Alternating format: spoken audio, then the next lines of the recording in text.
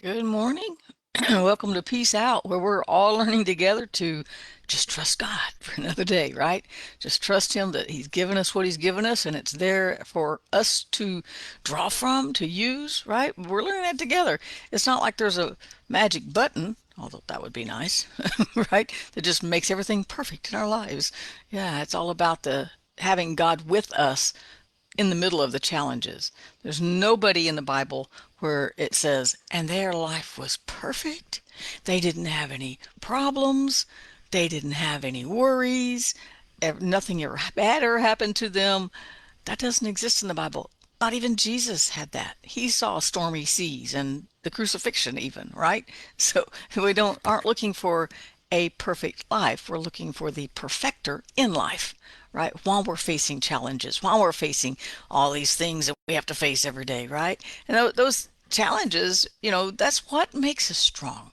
You don't build muscle physically if there's no resistance, right? If you don't move your muscles and use, Christopher has that problem, especially in his arms, where he doesn't move his arms. He doesn't use those muscles. And so they're atrophied. They're just sitting there going, I don't know what you want me to do, right? But if he starts moving and starts putting some weight and some resistance to it, he could build muscle again, right? It would be hard, but he could do it, right? So when we when we go through struggles, that's like our spiritual muscles going, oh, we're getting stronger, right? When we realize God saw us through something yesterday that was really hard, then our muscles, our faith muscles, our trust muscles, right, get stronger. So it's not like there's a button.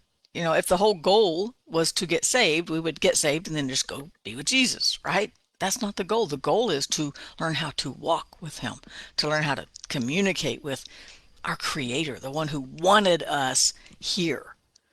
Think about that. He wanted you right here, right now. Or you would not be here, right now. Right? He wanted you. He created you because he wanted to commune with you. He wanted you in this space of time. He wanted you also in eternity, but that's a whole bigger question, right? So it's such an honor to get to communicate with God and tell him, hey, look, I got a whole bunch. This is what I was telling him this morning. I got so much on my plate, and I've got this problem and that problem. My mind was just running through all these things as I was sipping my coffee and enjoying the really cool weather for really unusual weather for July, right? And I said, God, I've just got this list. I need help. And, but in giving, that's the giving it to him. And that's the key. That's one of the things we're going to talk about this morning. I found myself in Psalm 133:8, and it says, it has what I'll call a unique combination. I think I called this something about great combinations, but it's a perfect combination between a prayer and a declaration. Even though it doesn't say that I will, just exactly like when I pulled them all out, right? It's not so much a direct meditation or direct declaration like some of them like that we talked about, but it does say this. It says, cause me to hear your loving kindness in the morning. And here's the declaration. That was the prayer. For in you I trust. I'm going to trust you, God. I am trusting you, right? That's the declaration part. The second part goes, cause me to know the way in which I should walk. And this is New King James Version. And that's the prayer part, and then the declaration, for I lift up my soul to you. So that, he's this is the psalmist is David is saying, you know what? Help me hear you. Help me have your direction because I am trusting in you. Moving forward, I'm still going to trust in you. If everything looks great today or everything looks difficult today, I'm still going to trust God today, no matter what, right? Now, I noticed back up in the Psalm in verse 5, he does have several declarations right here. He says, I remember the days of old. I know you've been working in my life, God, right? I meditate on the things you've done. I think about the work of your hands, and you can start with creation and yourself and be thankful for that, right? And I spread out my hands to you, and my soul longs for you in a thirsty land, right? It's like, God, I've got to have you. This is a thirsty land. I need a drink of refreshing, living water that boils up in me, but that rushes through my soul and brings refreshing and cleansing and helps me focus back on all the things that God is doing for my soul. Even if I don't see him doing something in the physical, I know he's doing stuff in my soul. Why? Because it's easier to find that peace. It's getting easier to remember that his loving kindness is right there. As a matter of fact, in one of the other versions, the version I don't like actually, it says Psalm 143:8 says this, "Let the morning bring me word of your unfailing love." I like the way it says that, right? Let the morning bring me word of your unfailing love. When I wake up in the morning, let me remember that your love didn't fail overnight. Help me remember that your peace for me is still intact. Help me remember that God still in the morning, when I wake up in the morning, he is still directing my steps. He's still there waiting for me to make those declarations and meditate on his word, meditate on his works, think about what he's done, and trust him for another day. He's just waiting. It's like he's leaning over heaven going, yeah, that's right. And I got you. I got you, right? We can look at the stories in the Bible and be encouraged that he had his people, right? Those who trusted him. And we can go to the extreme if we want to in our minds. It's kind of an extreme, right?